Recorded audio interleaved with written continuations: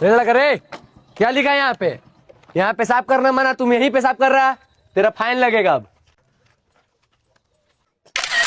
उस हिसाब से देखा जाए सर तो जुर्माना तो आपका भी लगेगा, हेलमेट तो आप भी नहीं पहने हैं।